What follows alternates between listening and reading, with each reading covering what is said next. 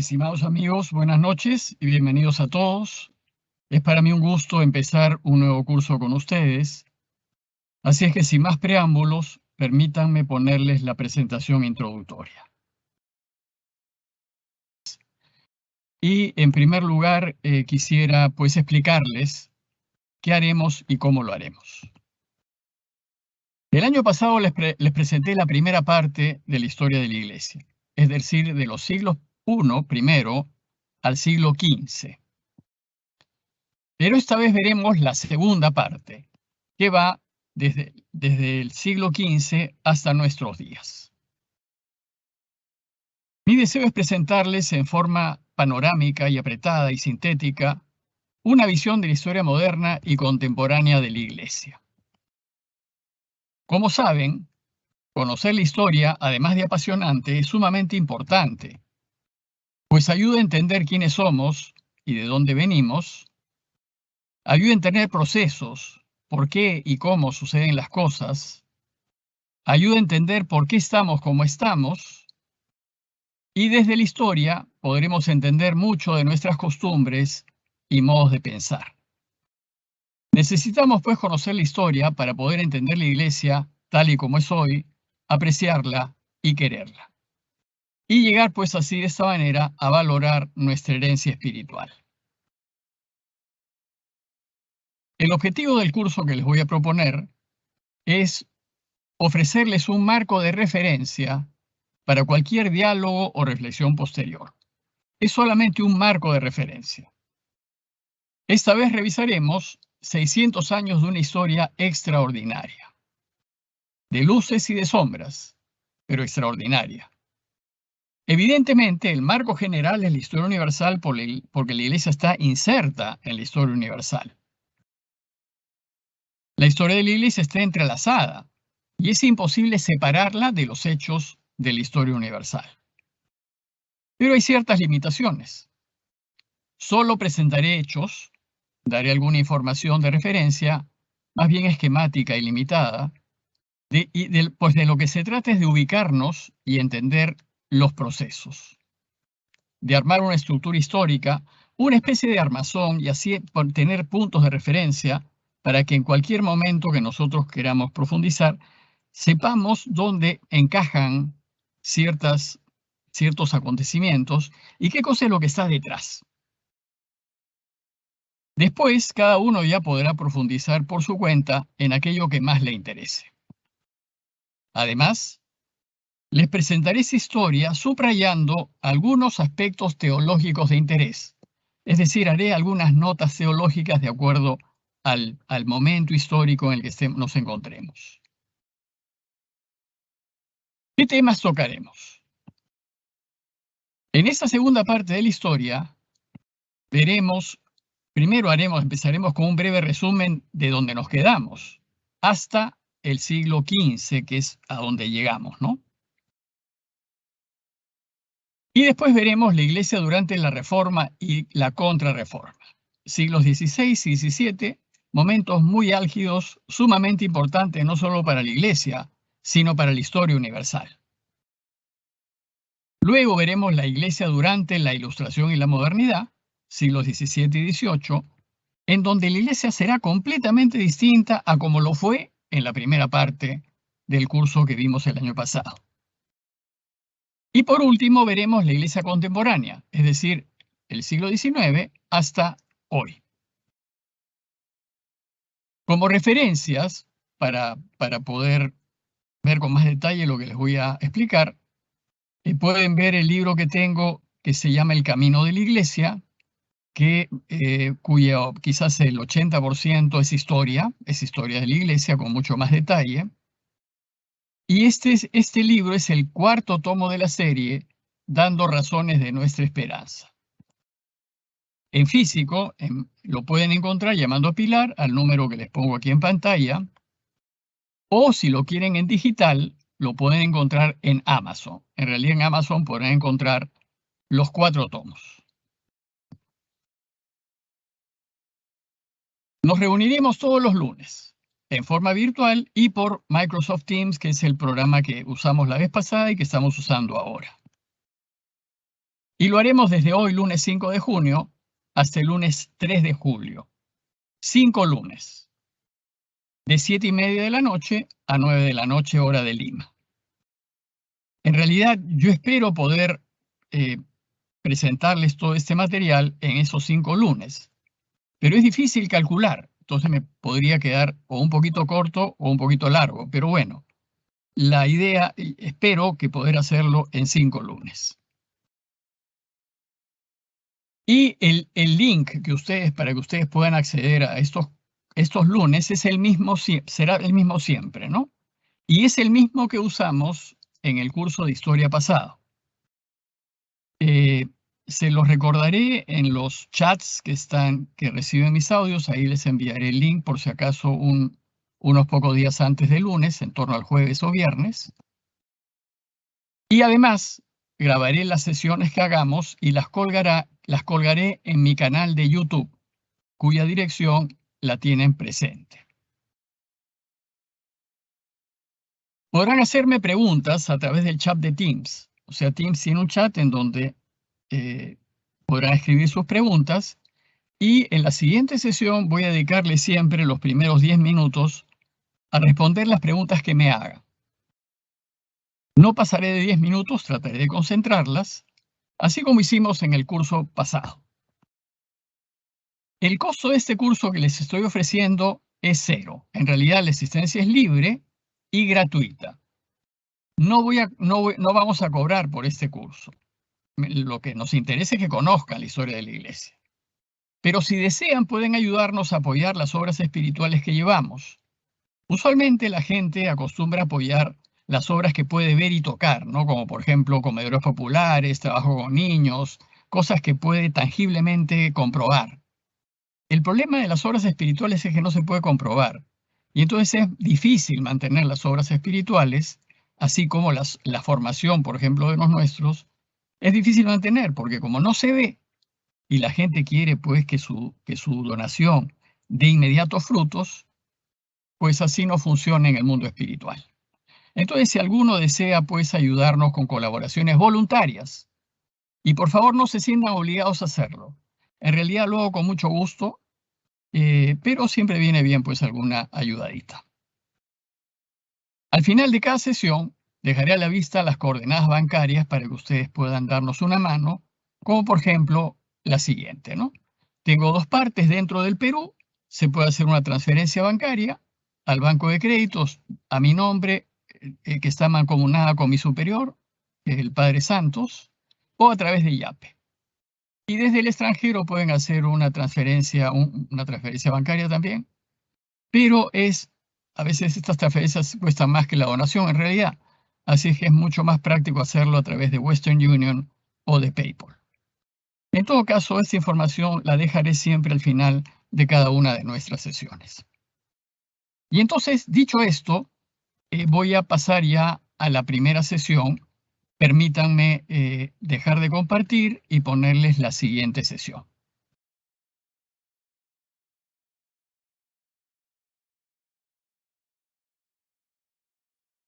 Bien, esta segunda parte del curso de Historia de la Iglesia empieza con la caída de Constantinopla, que sucedió en el año 1453.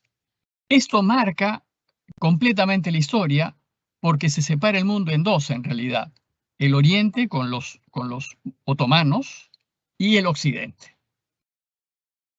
Y marca también el inicio de una nueva época en la historia del mundo en realidad. Sin embargo, a fin de poder entender lo que sucedió a inicios de la modernidad, que empieza después de la caída de Constantinopla, voy a remontarme brevemente al pasado y voy a retomar la historia desde el siglo VIII, que es cuando empieza la iglesia medieval, a fin de recordarles los hitos principales que llevaron a que la iglesia sea como fue a inicios de esta época moderna, que es la que les voy a presentar en este curso. Para la primera parte de la historia de la iglesia, les recuerdo que pueden entrar a mi canal en YouTube y ahí podrán revisar lo que hicimos el año pasado. En líneas generales, se puede decir que las invasiones bárbaras y el abandono de Occidente por parte del Imperio Romano llevaron a Europa a que se reordene completamente. Recuerden pues que a causa, por ahí por el siglo V, los bárbaros empezaron a invadir el Imperio Romano y el Imperio Romano el emperador abandona Occidente y se va a vivir a lo que fue, digamos, lo que hoy es Estambul, que fue Constantinopla en realidad. Y ahí se establecen y se olvidan de Occidente, se olvidan de Roma, se olvidan de Italia, se olvidan de Francia y lo dejan al abandono y los bárbaros empiezan entonces a tomar todo ese territorio abandonado por el Imperio Romano y eso hizo pues que todo cambie, completamente todo en Occidente. En un inicio, la Iglesia, que era la única institución que se quedó porque estaba estructurada, ya estaba bien arraigada, tenía una estructura interna que permitía pues funcionar bien, no se fue con el imperio, se quedó en Occidente. Y eso hizo, digamos, bien y mal en realidad. Como fue la única organización que funcionaba en Occidente, porque el imperio se fue con todos sus jefes y personas pensantes y dejó todo tirado en Occidente. Entonces la Iglesia se vio en la necesidad de ocuparse de atender las necesidades, hasta las necesidades materiales. Por ejemplo, que funcione, que llegue el trigo a la gente porque no había que comer, que llegue el agua a la gente porque no había que beber. En fin, todas esas cosas prácticas recayeron en manos de la Iglesia. Y la Iglesia entonces asume el reto y se encarga de organizar la vida básicamente de Roma y de Italia y de los que quedaron abandonados por la ida del Imperio de Oriente, pero hizo, si bien fue una ayuda para la gente que pudo comer y que pudo vivir, la Iglesia se fue llenando de bienes y de poder.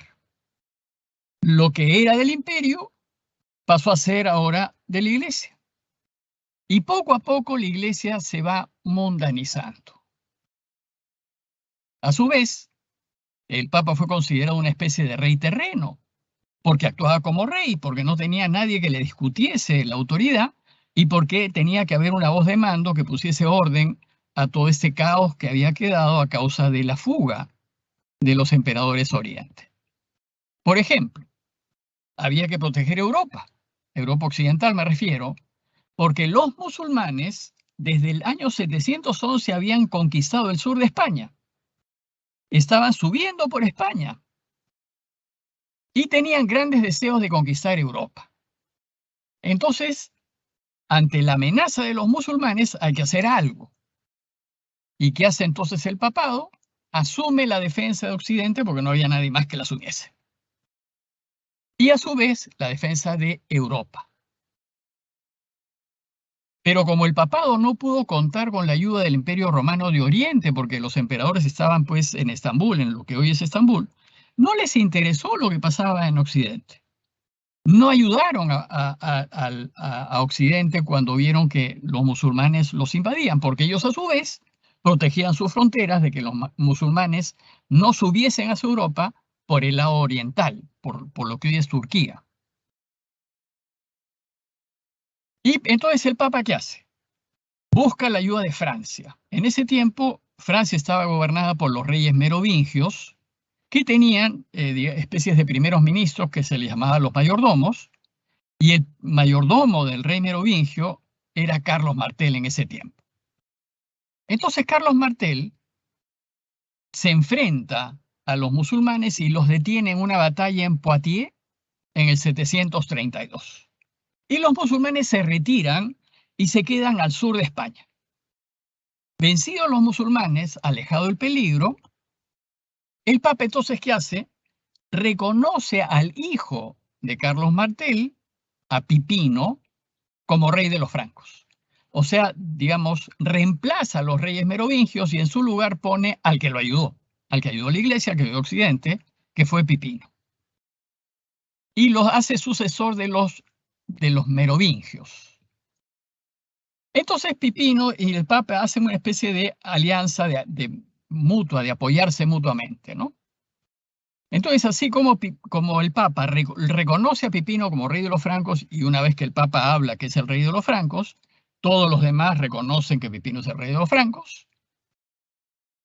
Posteriormente, cuando los longobardos, que tenían cubierta casi toda Italia, lo que hoy es Italia, querían apropiarse pues de algunas partes de lo que fue el Imperio Romano de Occidente, lo que hizo Pipino fue pelear contra los longobardos, y esos territorios que eran discutidos si eran realmente del Imperio Oriental o eran de Occidente, se los dio al Papa en lo que se conoce como la donación de Pipino. Y es una especie de franja que atraviesa diagonalmente Italia y que posteriormente vendrán a ser los estados pontificios. Entonces el Papa, además de estar en Roma y de tener el control de Roma, tenía pues una porción muy grande de territorio que llegaron a ser los estados pontificios. Aquí, por ejemplo, podrán ver todo eso que está en amarillo eran los bárbaros longobardos que habían venido del norte, que habían arrasado casi Italia. Lo que está en color marrón es los restos que quedaron del Imperio Romano que ahora estaba en Oriente, que era todo esto que, digamos, acá un poquito más abajo es Estambul. Están las dos islas, está Sicilia y está el sur de Italia y evidentemente lo que está en torno a Roma. Pero este territorio en rosado era discutido. Entonces, ¿qué hace Pipino? Pelea con los longobardos y cede esto que era del Imperio Romano de Oriente, se lo cede al Papa como su propiedad. Bueno, pues eso finalmente, con territorio más o territorio menos, toda esa sección se va a mantener hasta el siglo XIX como los estados pontificios. Y el Papa va a tener que tener ejércitos para cuidar su territorio, va a tener que cobrar impuestos, va a tener que ocuparse de la administración, y que fue realmente un desgaste para el papado. Felizmente, como veremos más adelante, la unificación italiana permitió que el Papa se liberase de esos terrenos y se redujese a lo que hoy es el Vaticano. Bueno, pues uno de los hijos de Pipino tuvo dos hijos. Uno de ellos fue Carlomagno. Carlomagno fue realmente un estadista extraordinario, que murió en el año 814. Durante su largo reinado, que fueron de más de 40 años, lo que hizo Carlomagno fue aumentar su territorio cada vez más y controlar una gran parte de lo que hoy es Europa Occidental. Y a la vez no solamente tenía el control de todo el territorio, sino que produce una especie de renacimiento, porque había paz, porque había control, había un mando único, surge un renacimiento cultural y religioso. En ese momento se hacen los libros litúrgicos que después tendrá la Iglesia, se ordena el modo de proceder de la Iglesia, administrativo, etc. A la muerte de Carlomagno, bueno, Carlomagno fue realmente extraordinario. Entre otras cosas, es tan extraordinario que lo reconocen como el fundador de Europa, en realidad. Y en la Unión Europea, Carlomagno es una figura, digamos, que une a todos los pueblos. A la muerte de Carlomagno, sus descendientes, que fueron tres, se van a pelear entre ellos. Y el imperio de Carlomagno, que era una unidad, se va a dividir. Y se va a dividir en tres. De esta división surgirá posteriormente el Reino de Francia y el Sacro Imperio Romano de Occidente. Aquí, por ejemplo, tienen dos mapas. En el mapa de la izquierda, espero que puedan ver mi cursor, la parte más oscura era el reino franco original. Y aquí al centro está Aquisgrán. Aquisgrán era la ciudad de Carlomagno en realidad. Y los reyes merovingios tenían el control de esta zona, que suponía una parte de Francia, Bélgica, una parte de Holanda, una parte de Alemania, era esta zona. Durante los años, los reyes merovingios empiezan a conquistar y conquistan pues las partes un poco menos oscuras. Y finalmente Carlomagno va a conquistar lo más clarito, lo que es Suiza, una parte de Austria, el norte de Italia, incluyendo Roma, porque aunque Roma no la había conquistado, estaba totalmente bajo su control. O sea, Carlomagno controlaba completamente al Papa. Y acá al sur, al sur de Francia, al norte de España, conquista lo que se conocerá después como la Marca Hispánica. Marca es un territorio a cargo de los marqueses.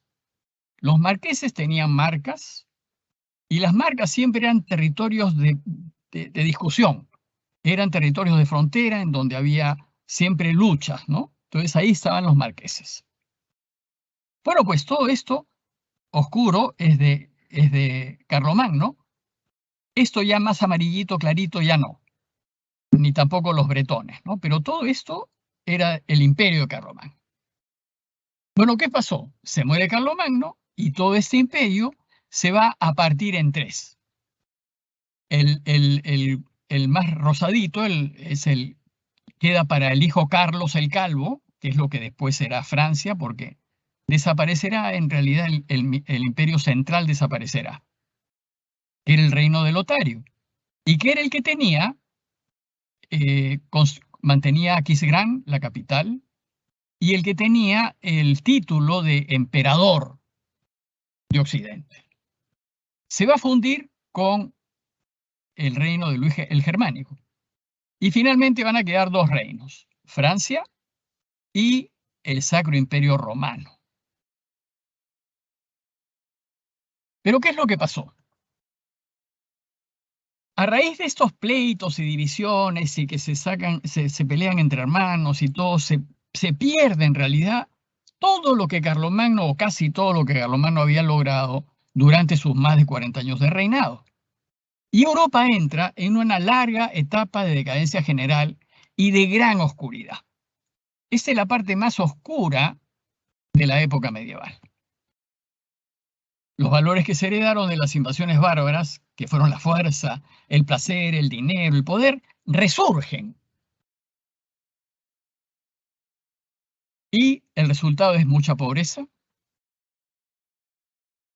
Eran normales las alianzas, las traiciones, las infidelidades. La palabra no valía para nada.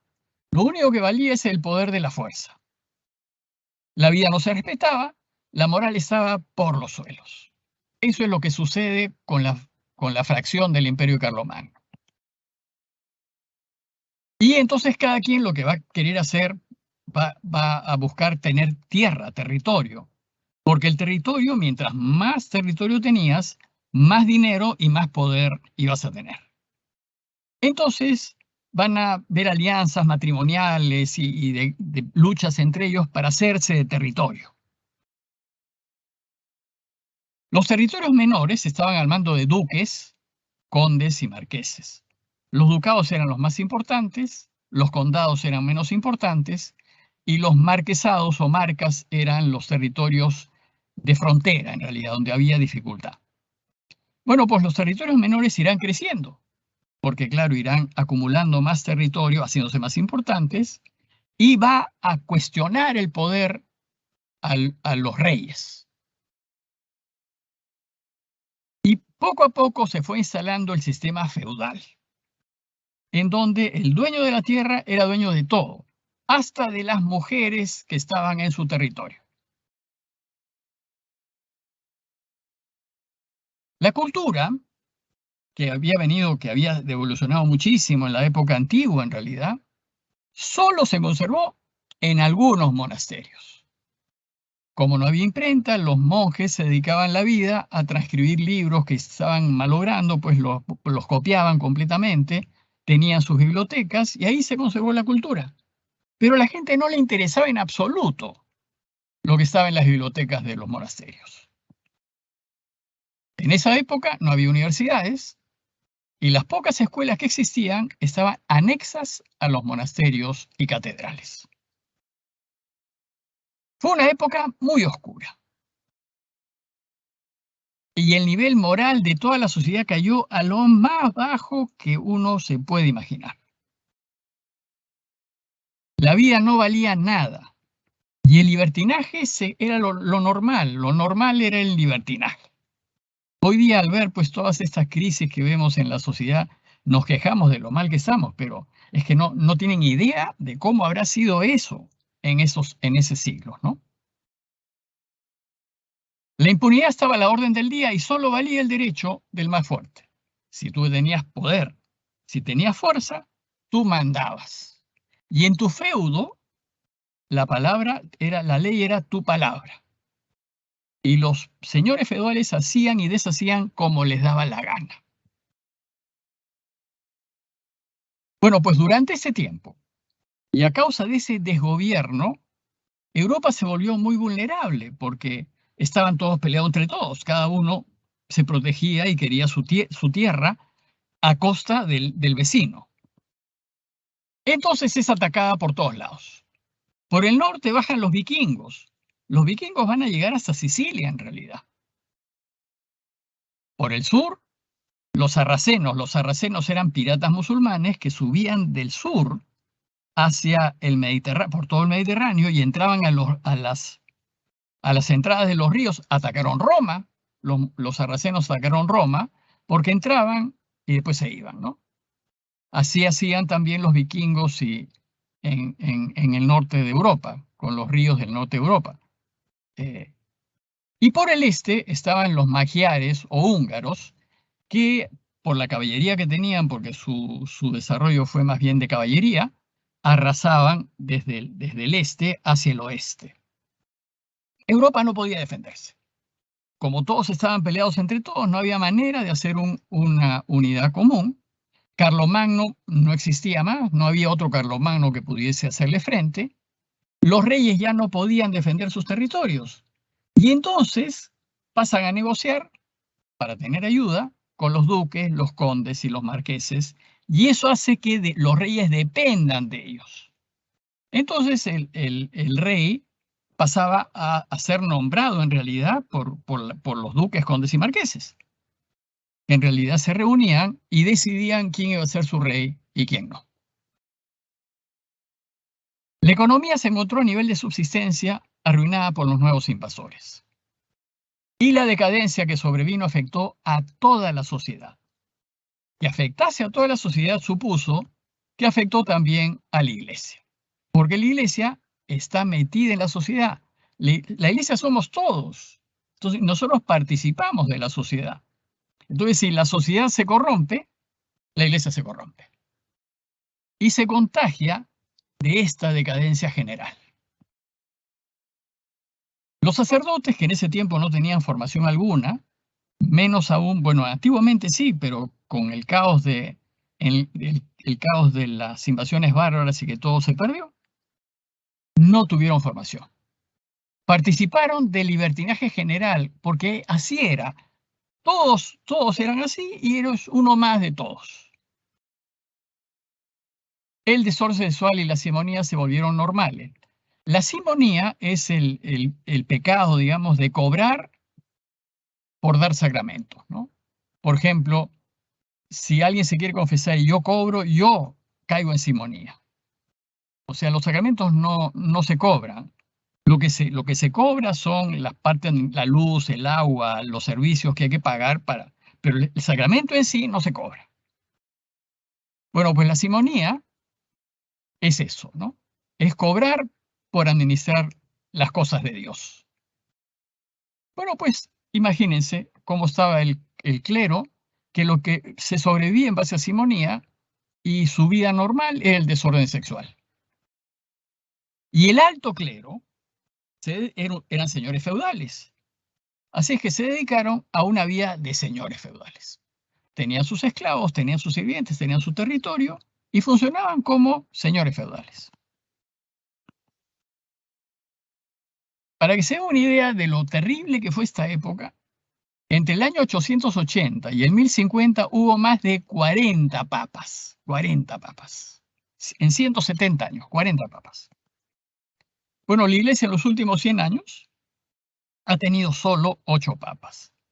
Digamos que en 200 años hubiera tenido pues 15 papas o 20 papas, pero 40 papas es demasiado, ¿no?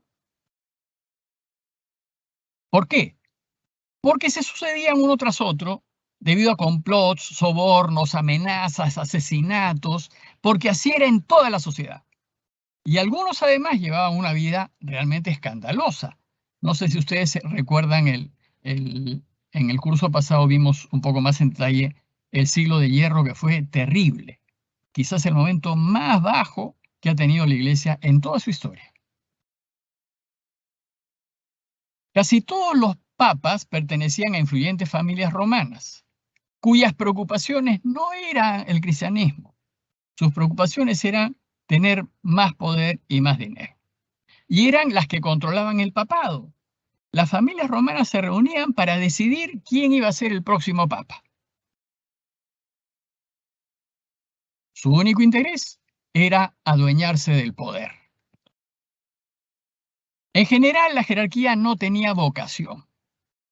No le interesaba la religión, lo que le interesaba eran las propiedades de la iglesia, le interesaba el poder de la iglesia, y entonces se hacían sacerdotes y obispos, lo que sea, para tener los beneficios de los bienes de la iglesia. No les interesaba en absoluto el cuidado de la gente. Su interés eran los beneficios que podían obtener de la iglesia a fin de poder vivir una vida cómoda. Y la gran masa de fieles estaba como ovejas sin pastor, totalmente descuidada. La fe, que no se reflexionaba, porque no había nadie que ayudase a reflexionar, se fue transmitiendo a través de esos siglos gracias a la piedad popular y al esfuerzo de algunos hombres y mujeres de Dios que siempre hubo, ¿no? Siempre hubo, porque Dios nunca deja su iglesia, siempre hubo en la iglesia gente de primera, gente santa, que luchó contra todo este escandaloso modo de vivir que tenían los responsables. El más triste ejemplo de esta decadencia fue, como les dije, el desastroso siglo de hierro, que fue más o menos entre el 850 y el 950. Ese siglo de hierro fue realmente catastrófico. En ese periodo, el control de la iglesia quedó en manos de algunas pocas familias romanas que ponían a los papas de su predilección. Y si no les gustaba un papa, lo sacaban. Ellos eran dueños de todos los bienes de la iglesia. Entonces, en esa situación era muy difícil. Era muy difícil, pues, llevar adelante el cristianismo. Bueno, pues ahora nos quejamos nosotros por la situación de la iglesia, pero no tiene absolutamente nada que ver. O sea, somos, pues, mansas palomas en comparación con esa situación. Que no significa que yo esté de acuerdo. Al contrario, no, de ninguna manera debemos aceptar el pecado en la iglesia, más bien tenemos que condenarlo, tenemos que rechazar el pecado en la iglesia. Pero si hacemos una comparación, en realidad estamos menos mal, bastante menos mal que lo que fue este siglo. Entonces, como el clero, la jerarquía no tenía vocación, andaba constantemente envueltas en escándalos sexuales y de poder. Se envenenaban, se mataban, se traicionaban. Era realmente terrible. A esto se añadió la ambición desmedida de los reyes y señores, quienes se sentían con derecho a nombrar, es decir, a investir a obispos para asegurar su poder.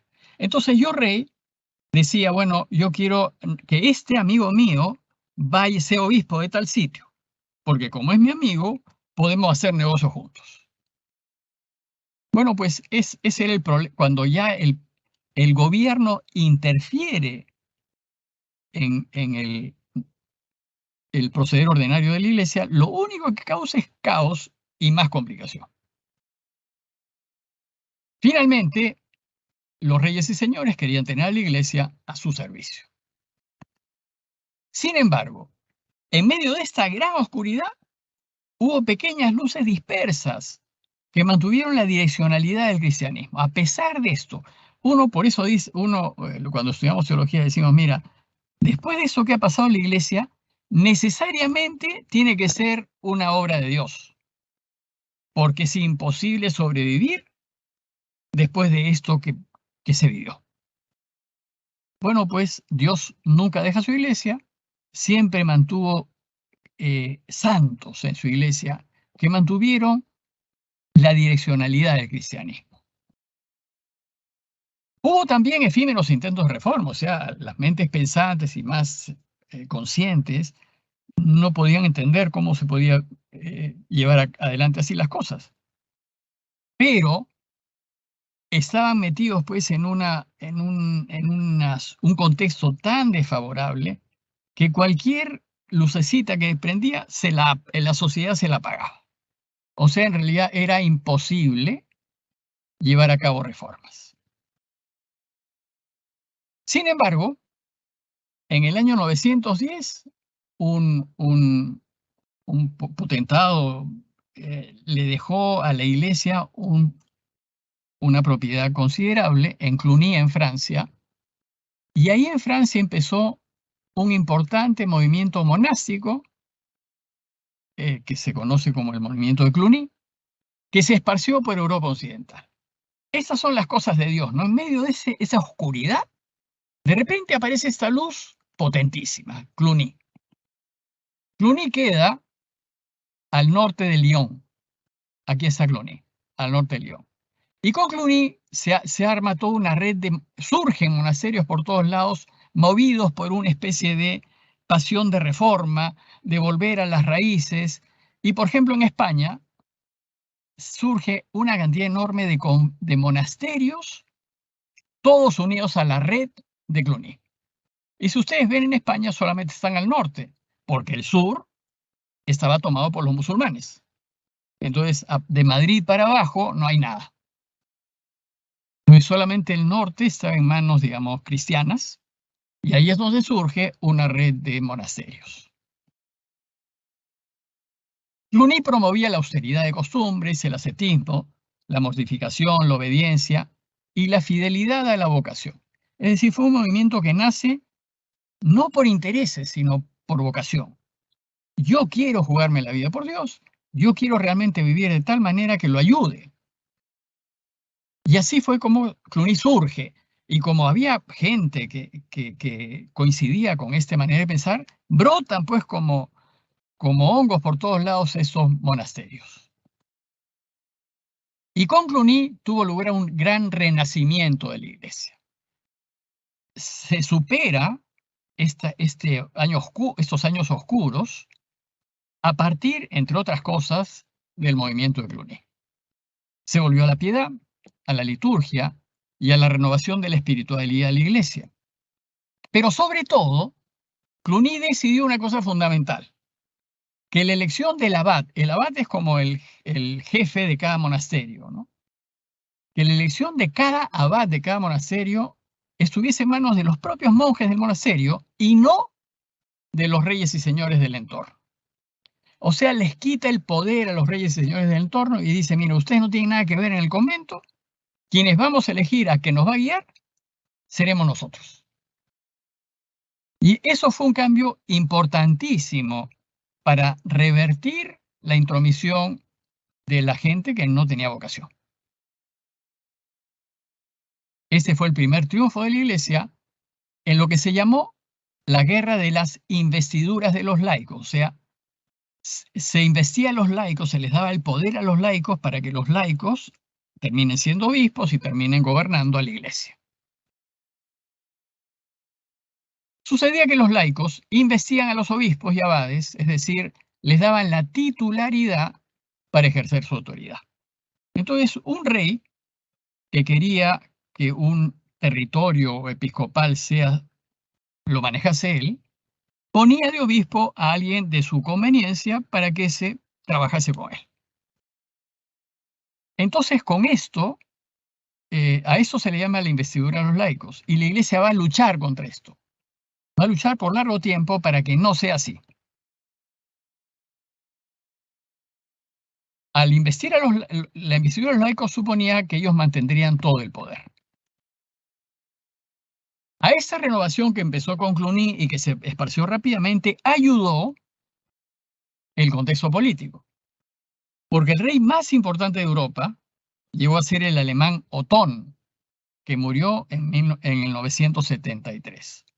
Otón, como no tenía nada que ver con las familias romanas, estaba muy lejos, Otón va a interferir en la elección de los papas y va a desplazar a las familias romanas, y las familias romanas se van a quedar sin poder manejar a la iglesia en Europa, en realidad. Entonces Otón gobierna con autonomía, prescindiendo de las familias romanas. Otón fue, pues, emperador del Imperio Romano, hereda lo de Carlomagno, ¿no? Hereda el título de emperador del Imperio Romano del Sacro Imperio Romano de Occidente. Esto permitió la purificación del papado y de la jerarquía. Claro, cuando no se entrometen otros poderes en la vida de la iglesia se purifica sola. Porque la iglesia van a entrar, lo normalmente es que entren queriendo ayudar al Señor. Ayudó también el nombramiento del gran Papa Gregorio VII.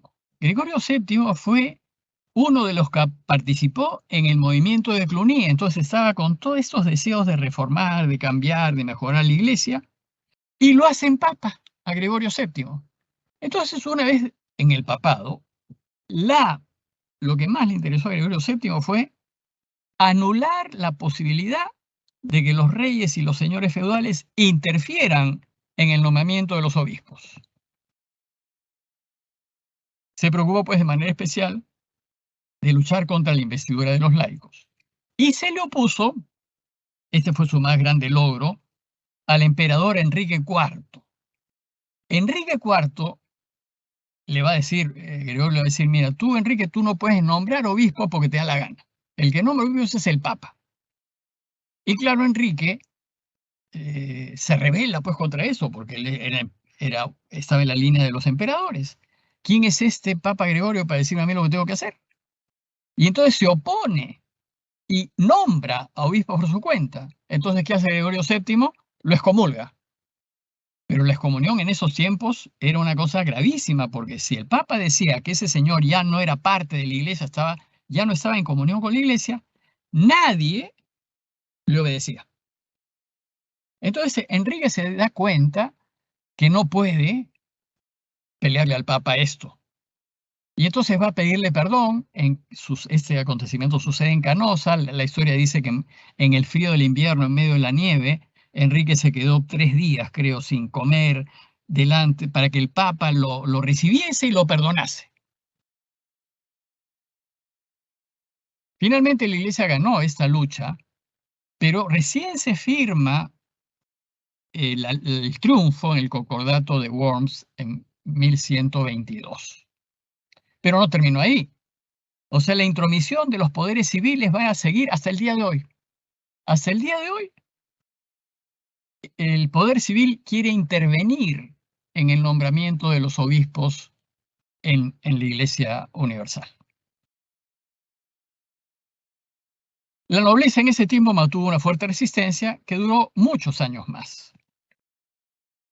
Desgraciadamente, por motivos políticos y de poder, en el año 1054 se rompió la comunión entre el cristianismo de Oriente, el ortodoxo, los cristianos ortodoxos, y el de Occidente, los cristianos romanos.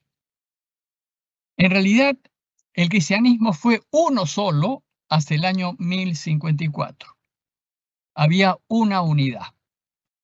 Y nosotros, con los ortodoxos, con los griegos básicamente, que después ya se fueron a Rusia, se fueron a Ucrania, se fueron a otros sitios, estamos 100% de acuerdo en el credo.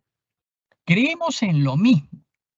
O sea, porque el credo lo hicimos todos. Lo hizo Oriente y lo hizo Occidente y todos coincidimos en que así es.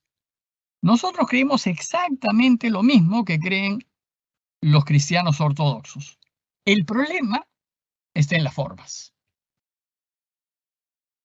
Los usos y las costumbres, y especialmente la política, nos han mantenido separados. Las costumbres han sido muy importantes en esa separación porque los, los ortodoxos son mucho más pomposos, mucho más incienso, alfombras, lámparas, misas que duran pues 3 horas, o sea, es un estilo distinto.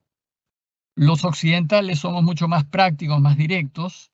Los estilos, las costumbres nos han mantenido separados. Pero creemos en lo mismo, exactamente lo mismo. Y la diferencia también es que los ortodoxos consideran que el Papa es uno entre muchos otros, digamos, responsables de la Iglesia, y que no es el primero entre iguales, ¿no? En cambio, la Iglesia occidental dice que el Papa, entre los iguales, es el de primera jerarquía. Porque sucede a Pedro, que fue el primero entre todos sus compañeros. Bueno, pues a Gregorio VII le siguieron unos 200 años de crecimiento y fortalecimiento de la Iglesia de cara a los poderes civiles. Fue una época se recupera la Iglesia de una manera impresionante en esos 200 años que siguieron a Gregorio VII. En esos años tuvieron lugar las cruzadas, que fueron 200 años de cruzadas, en realidad fueron varias a lo largo de estos 200 años. Pero ¿qué hicieron las cruzadas? Unificar a la cristiandad contra un enemigo común, que eran los musulmanes, porque los musulmanes habían tomado los sitios cristianos. O sea, los lugares de devoción cristiana, como el Santo Sepulcro y todo lo demás que hay en Tierra Santa, lo habían tomado los musulmanes. Entonces los peregrinos no podían ir a Tierra Santa y cuando iban los maltrataban, entonces Occidente se une para rescatar los lugares santos. Bueno, las cruzadas en realidad fueron en parte un fracaso, porque creo que una de las cruzadas fue victoriosa, todas las demás fueron pérdidas.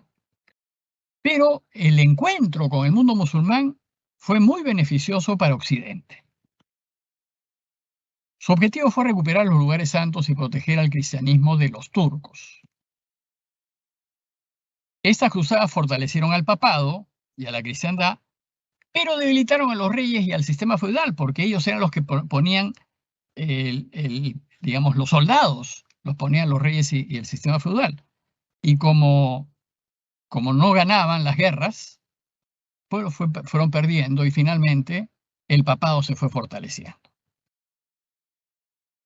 Durante estos 200 años, Occidente sufrió cambios muy importantes.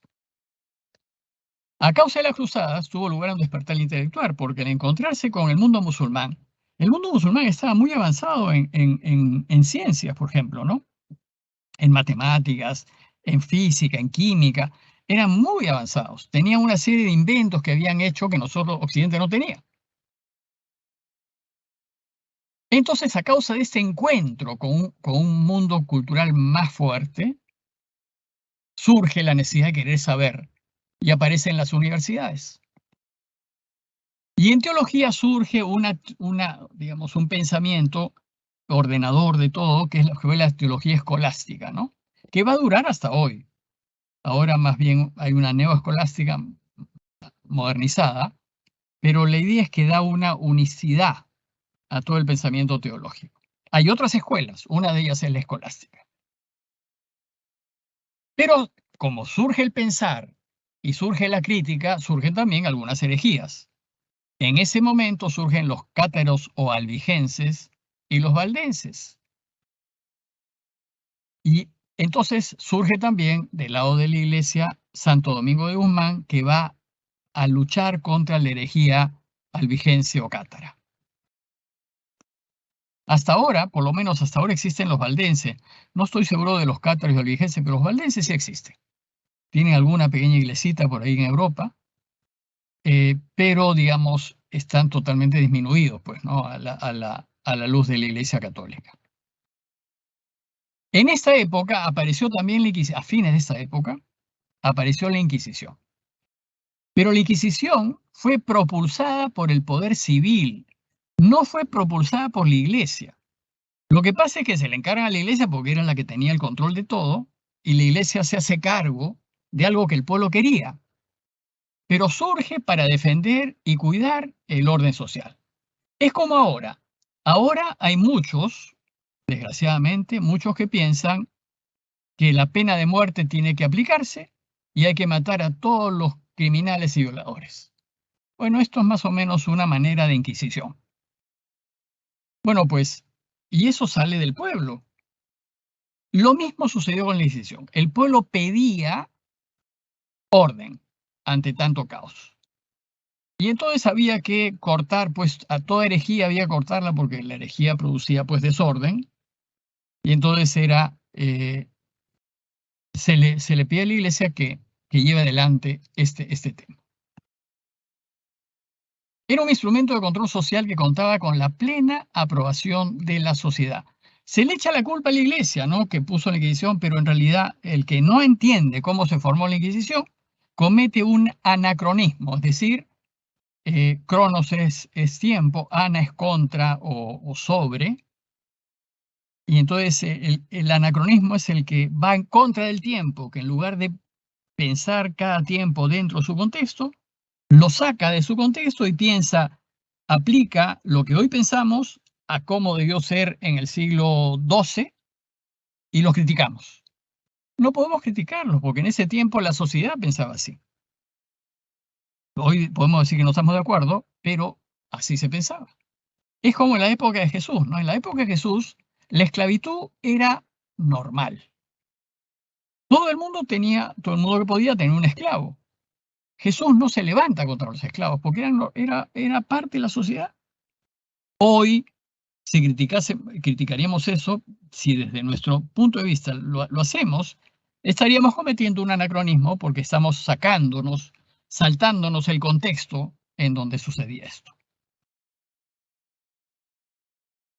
En este tiempo, entonces, gracias a este cambio que hubo con el encuentro musulmán, se desarrollaron las ciudades y apareció la burguesía mercantil.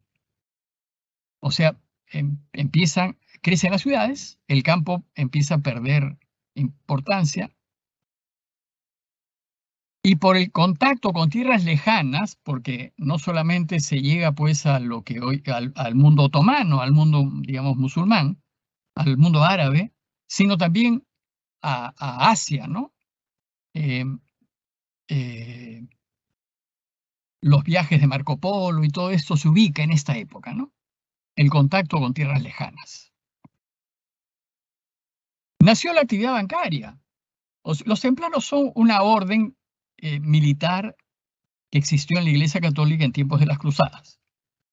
¿Y los templarios qué hacían? Como eran los que llevaban la fuerza militar a pelear contra los turcos, ellos, para proteger a los peregrinos, les decían, mira, tú dame tu dinero aquí en Londres y cuando tú vayas a Jerusalén, yo te lo doy en Jerusalén. Entonces nace la actividad bancaria. Gracias a los templarios. A la vez, se trajeron a Occidente muchos inventos tecnológicos de Oriente, como por ejemplo, cuestiones de agricultura, inventos de mecánicos que habían inventado los árabes. Por su parte, las monarquías feudales se fueron lentamente transformando en monarquías autoritarias. Y como los que tenían ahora cada vez un poder eran los de las ciudades, se alían con los de las ciudades en contra de los que tenían tierras, de los nobles y terratenientes. Esta alianza consolida el poder de los reyes nacionales y va apareciendo poco a poco el rey como nosotros lo conocemos ahora, el rey de un estado, digamos, de una nación. Aparecen las naciones-estado.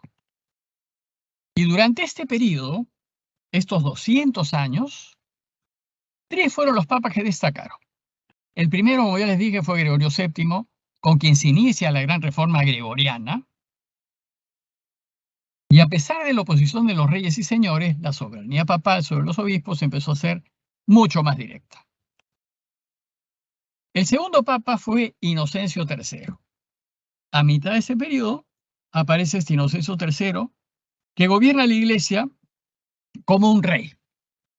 Ha sido el papa más poderoso desde el punto de vista material que ha tenido la Iglesia en toda su historia. En términos mundanos, digamos, ha sido el que tenía más poder, más terreno, más influencia sobre los demás. Ningún rey le discutía. Su palabra era ley. Su poder sobre los reyes fue casi total. Y eso hizo que la Iglesia se llenase de riquezas materiales. Bueno, pues en esta época aparece San Francisco de Asís como un cuestionamiento a la Iglesia. Con su modo pobre de vivir, va a llamar la atención a la Iglesia para una mayor autoridad y sencillez. Y de hecho va a ir a ver al Papa en San Juan de Letrán, se va a entrevistar con el Papa, a contarle lo que él estaba viviendo y cómo estaba viviendo, que era en pobreza total, y va a cuestionar a Inocencio III. Pero Inocencio III lo va a apoyar. Va a apoyar a San Francisco y va a permitir que la orden franciscana, pues, se desarrolle. Después de Inocencio III, que murió en 1216, la Edad Media empezó lentamente a disolverse y lentamente también comienza a surgir el espíritu moderno. Entonces es un proceso, ¿no? Un proceso en donde poco a poco disminuye la época medieval y poco a poco empieza a surgir el espíritu moderno. 60 años después de la muerte de Inocencio aparecen los cónclaves. ¿Para qué? Para evitar la influencia de las familias romanas. O sea, lo que hacían los cónclaves era, se encerraban con llave, cónclave, ese es un poco lo que significa cónclave, y se les dejaba un tiempo, y mientras más largo más se demoraba en elegir al Papa, se les iba quitando comida, finalmente se les daba solamente pan y agua, y hasta que por hambre elegían a alguien y se ponían de acuerdo en realidad, ¿no? Pero cortaban toda influencia externa, de manera que nadie podía entrar y solamente los del cónclave tomaban la decisión. El tercer papa importante de esta época fue Bonifacio VIII. Bonifacio VIII ya agarra el final de esta época, ¿no? Su elección estuvo llena de dificultades, pues familias romanas como los Colonna o los Orsini intervinieron en su pontificado. Van a intervenir, por más que hayan ganado en la batalla de las investiduras, por más que se haya firmado el Concordato de Worms, siempre van a intervenir para hacerse de los bienes y tierras de la Iglesia. Bonifacio intentó ser un papa como lo fue Inocencio, poderoso y controlador, pero ya las cosas habían cambiado mucho, ya no le fue posible. Bonifacio no pudo tener el poder que tuvo Inocencio. Los reyes y las familias ya eran mucho más fuertes, se le oponían a Bonifacio y buscaban controlar la Iglesia y apropiarse de sus riquezas. Entonces Bonifacio en estas luchas se enfrenta a los Colonna, que era la familia italiana que estaba en contra de Bonifacio, y aliada con Felipe el Hermoso, el rey de Francia. Entonces, ¿qué pasa? Pierde Bonifacio. Uno de los Colonna lo va a buscar a Agnani, que es una ciudad, un pueblito que está, bueno, relativamente cerca de Roma, y tiene ahí lugar lo que se conoce en la historia como los Schiaffo di Anagni. O sea, la cachetada, Schiaffo es una cachetada, ¿no? Porque este Colonna le da al Papa una cachetada para demostrar pues que él estaba por encima del Papa. Y ahí entonces ya termina todo, ¿no? El Papa se reconoce derrotado, que no puede, poco después muere. Y con él terminaron esos 200 años de bonanza de la Iglesia. Después le seguirá otro periodo de 200 años, pero de decadencia eclesial.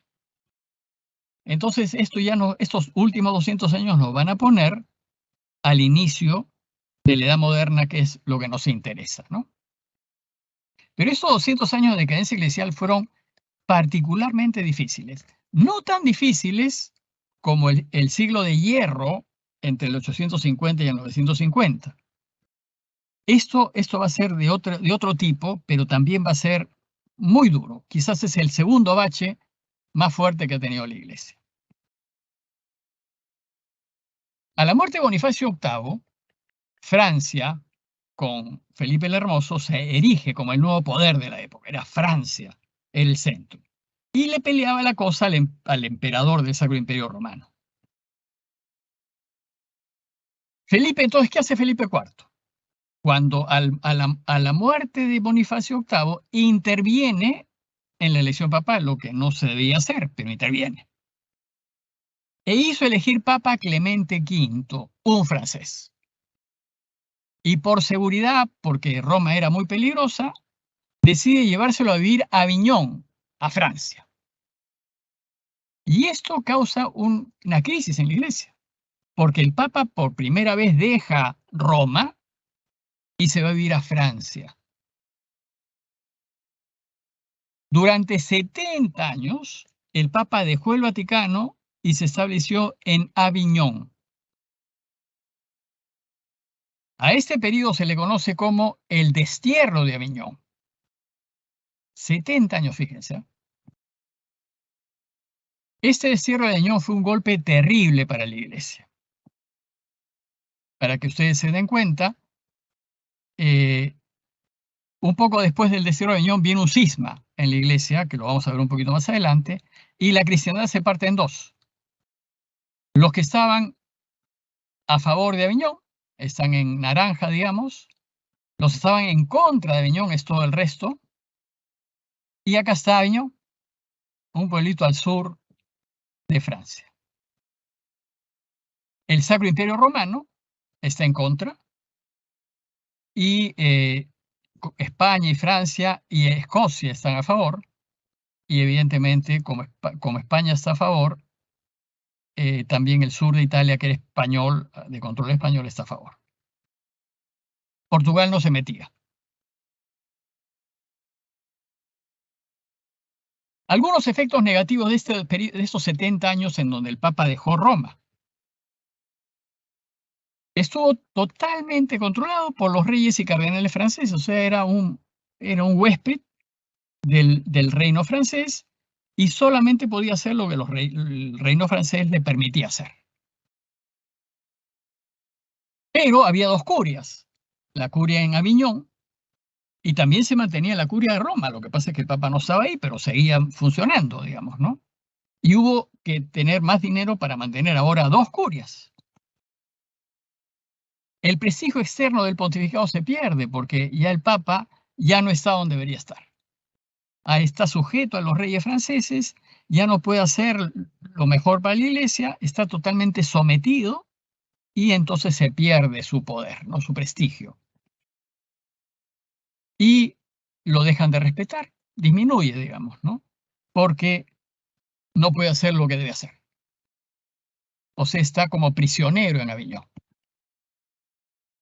Se pierde el orden en Roma, porque, claro, Roma era la ciudad del Papa. El Papa era como su municipalidad, digamos. Roma, lo que pasaba en Roma lo decidía el Papa. Y al no estar el Papa, la ciudad se descuida y se descuidan todos los estados pontificios que ya no tenían ninguna cabeza en realidad. De otra parte, el destierro permitió que la vía nacional florezca en Italia.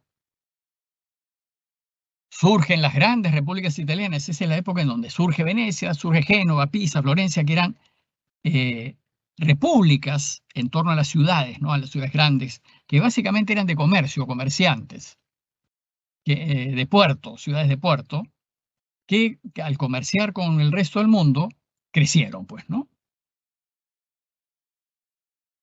Y surgen las familias ligadas a estas grandes ciudades, como los Borgia en Florencia. Pero aparece también el deseo de hacer renacer la antigua cultura greco-romana, iniciándose así la época del Renacimiento, que lo vamos a ver un poco más en detalle ya en la siguiente sesión. Tuvo lugar un importantísimo despertar artístico e intelectual. Por ejemplo, aparece Dante, Boccaccio, Petrarca, que eran los primeros, digamos, en el siglo XIV que aparecen, ¿no? Y el destierro termina, digamos, milagrosamente, la verdad, porque en el año 376 se le ocurre a este Gregorio XI volver a Roma. Y muere en Roma.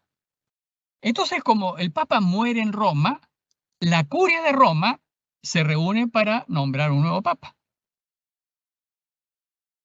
Hizo un cónclave y eligen a Urbano VI.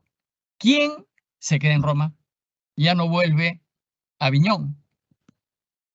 Entonces los cardenales de Aviñón, que se sintieron pues que habían sido como traicionados, pues porque ahora ya no tenían el control de la iglesia, no tenían el control del Papa, declararon inválida la elección que se hizo en Roma y nombraron su propio Papa. Entonces la iglesia en esta época tiene dos papas a la vez. Y a esto se le conoce como el cisma de Occidente. Se origina el cisma de Occidente que duró 40 años. Durante 40 años estuvimos con 2 o 3 cabezas.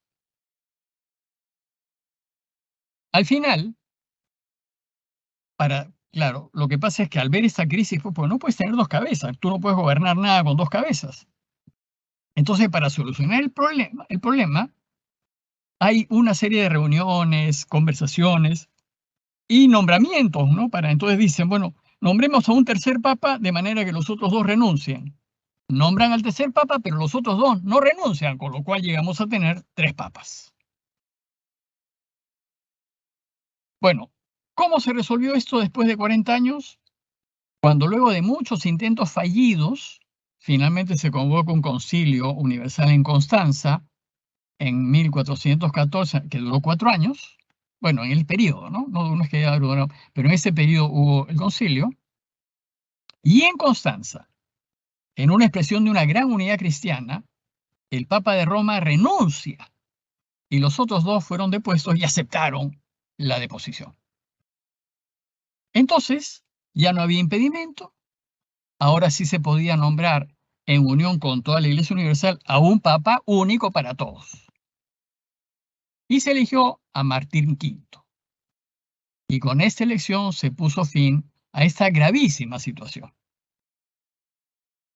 Bueno, pues el Concilio de Constanza, como estaba reunido para arreglar las cosas, se preocupó en llevar a cabo una reforma de la Iglesia. Martín V promulga importantes decretos reformistas sobre las costumbres del clero. Pero su sucesor, el Papa Eugenio IV, no tenía pues ese carácter de líder y simplemente se predicó con el ejemplo. Un hombre santo, pero que simplemente no dirigía la iglesia.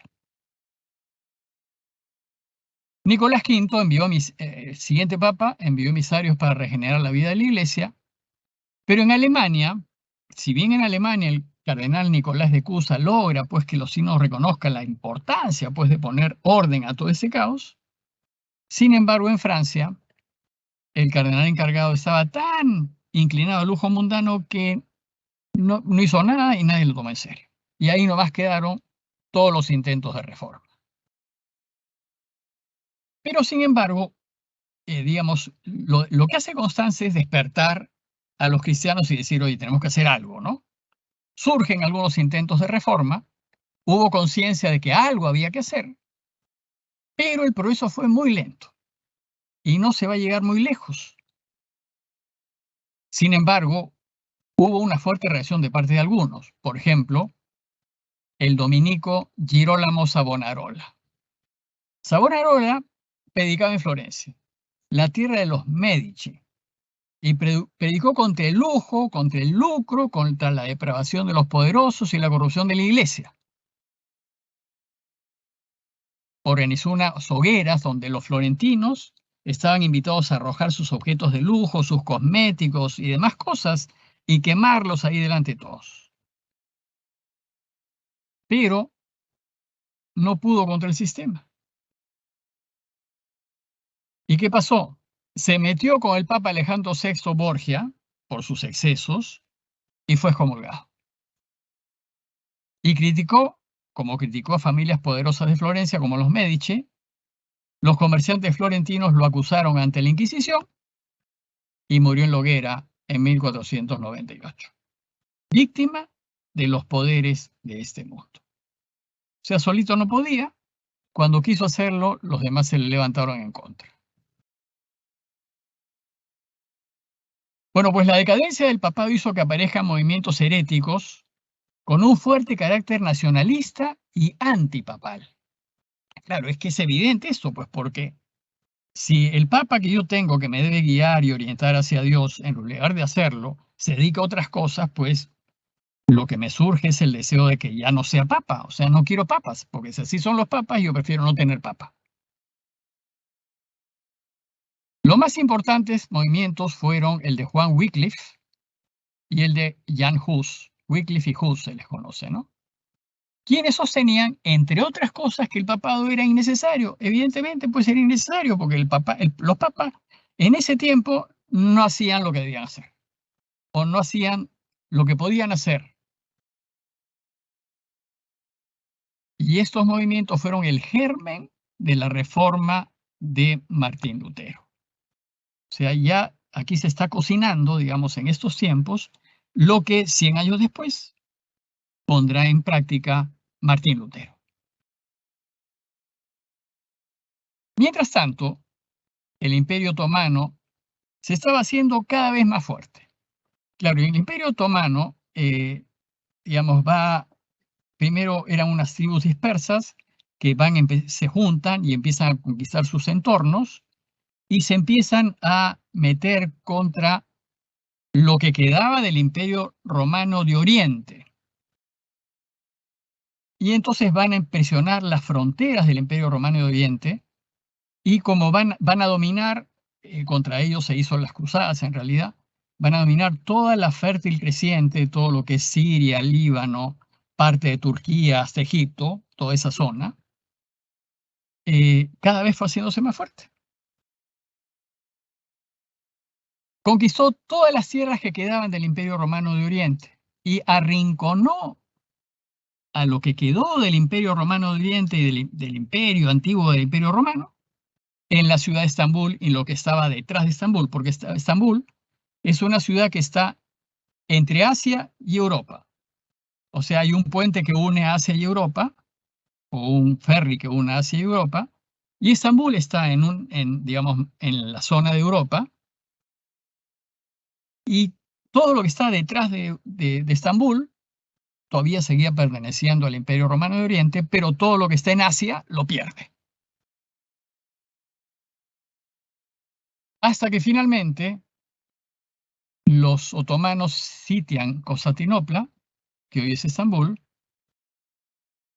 Antes, Estambul tuvo 3 nombres, ¿no? Bizancio en la antigüedad, después Constantinopla por Constantino, el emperador que se fue a vivir a Constantinopla, y después Estambul. Entonces, fue crítica la situación de Constantinopla, porque Constantinopla pide ayuda al occidente, para que el occidente los proteja de los otomanos que las estaban sitiando. El Papa no tenía medios para ayudar, creo que envió unos pocos soldados, digamos, para darle una mano. Finalmente, no pueden, los otomanos toman Constantinopla, convierten la Catedral de Santa Sofía en una mezquita y se pierde Turquía y todo lo que es Estambul y todo se pierde para el cristianismo. Esa es la caída de Constantinopla. Y se pierde también lo poco que da del Imperio Romano. Ahí el Imperio Romano desaparece del mapa, ni en Oriente ni en Occidente. Pero el problema es que también desaparece del mapa el cristianismo. Porque lo que hoy es Turquía fue pues el Imperio Otomano. Y lo que hoy es Turquía fue tierra de misión para la iglesia en tiempos de Pablo. Pablo, en sus recorridos misioneros, va a recorrer Turquía. Va a recorrer Turquía y Grecia, básicamente, ¿no? Entonces Turquía era un foco de cristianismo impresionante. Ahí están los famosos padres, por ejemplo, los padres capadocios, ¿no? Gregorio de Niza, Gregorio Nacianceno, Basilio. Todos estos grandes santos eran de Turquía. Bueno, pues hoy queda tal vez un 5% de cristianos en toda Turquía. Nada más. O sea, desapareció todo lo que hizo la iglesia Y lo único que te llevan a ver para que te das una idea es algunos restos que quedan del cristianismo de ese tiempo. Y el cristianismo entonces casi desaparece en Oriente. Con esto entonces la caída de Constantinopla se considera el fin de la Edad Media y el inicio de la Edad Moderna. Ahora entonces todo lo que sucede en el cristianismo va a tener lugar en Occidente y el papel preponderante lo tendrá Roma. Y con esto que fue una crisis en realidad europea, ¿no? Que se haya perdido Constantinopla para el mundo, los otomanos adquieren un enorme poder. Los otomanos van a durar hasta la Primera Guerra Mundial en realidad. Y en la Primera Guerra Mundial, como se aliaron a los alemanes, van a perder la guerra y les van a quitar, va a ser el fin del Imperio Otomano. Pero durante todos estos años, 500 años, fue muy potente el Imperio Otomano. Por eso es que cuando muchos del Líbano o de Palestina venían a América Latina, tenían pasaporte turco porque eran otomanos, digamos, los que controlaban todo eran otomanos. Y por eso les llamaban en general los turcos, ¿no? Los turcos eran esos, todos los que estaban ahí. Y entonces, ahora en adelante, todo el juego cristiano, digamos, pasará a Europa. Y en Europa vamos a empezar una época sumamente crítica, que la veremos ya en detalle en la próxima sesión, que es el inicio de la Edad Moderna. Entonces, con eso terminamos. Y sí les invito, si tienen algunas dudas o preguntas, que me las hagan a través del chat y procuraré por responder lo que pueda en los primeros 10 minutos de la próxima sesión. Entonces, con esto nos veríamos ya el lunes próximo a las 7:30. Gracias a todos, buenas noches y nos vemos el próximo lunes.